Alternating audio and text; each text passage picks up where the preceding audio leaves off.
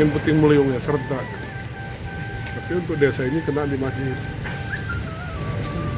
Ini hanya beberapa seng yang terbangkat, tapi sudah dikotorkan. Paling terhambat sedikit pelaksanaan ibadah. Kita sudah bantu sedikit untuk pekerjaan awal, mungkin kebutuhan untuk baku, juga semen kita berikan nanti di sini. Nah, mudah-mudahan ini bisa segera direnovasi, karena ini darurat juga.